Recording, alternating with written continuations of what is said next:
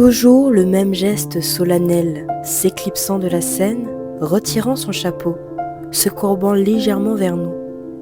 Yohji Yamamoto est la parfaite représentation de l'artiste modeste.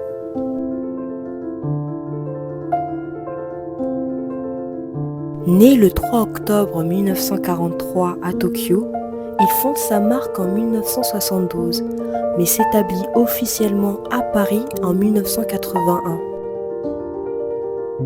Cependant, notre réflexion portera avant tout sur son art, bien plus que sur sa biographie. Yohji Yamamoto n'est pas seulement un créateur de mode, mais c'est aussi un philosophe du vêtement, un poète du noir, un amateur d'idées abstraites. Ce qui est fascinant chez Yohji Yamamoto, c'est sa façon de conceptualiser, telle que le wabi-sabi, une expression japonaise qui relie deux principes. Le wabi pour la nature et la solitude, le sabi pour l'altération par le temps. Une pensée qui touche à l'art, pas de finalité, mais un renouveau dans le parcours qui confère à l'œuvre toute sa modestie. L'art du noir chez Yohji Yamamoto, c'est une autre dimension symbolique que la couleur nous évoque. Dans la tradition japonaise, notamment dans les arts scéniques, les marionnettistes du bunraku sont vêtus de noir, se fondant dans l'obscurité, laissant les marionnettes capturer toute la lumière, créant ainsi l'illusion qu'elles prennent vie. Dans cette métaphore, la marque incarne une force discrète, qui structure, mettant en valeur les vêtements eux-mêmes plutôt que le nom de la marque qui les a créés.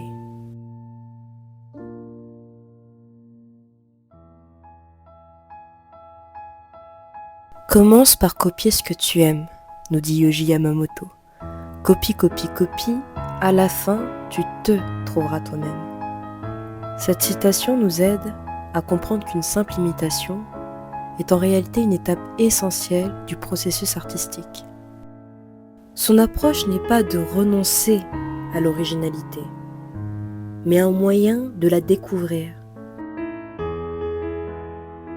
Anti-mode, un terme chargé, radical, pour décrire un artiste qui évolue pourtant au cœur de ce milieu.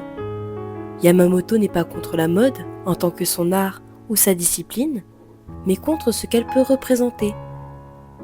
Le terme anti-mode ne signifie pas l'absence de mode, mais plutôt une déconstruction de ses excès et de ses artifices. Les vêtements de Yamamoto se distinguent par leur coupe asymétrique, déstructurée, des formes brises, des conventions de la symétrie parfaite.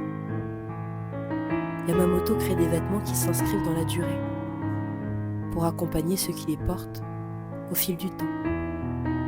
Ses créations privilégient les formes amples et fluides, offrant une liberté de mouvement rare dans le prêt-à-porter traditionnel. L'anti-mode de Yohji Yamamoto ne cherche pas à crier mais à chuchoter. À travers ses créations, il propose une alternative où l'apparence laisse place à la profondeur, où le vêtement devient une réflexion sur l'identité, la temporalité et enfin la société.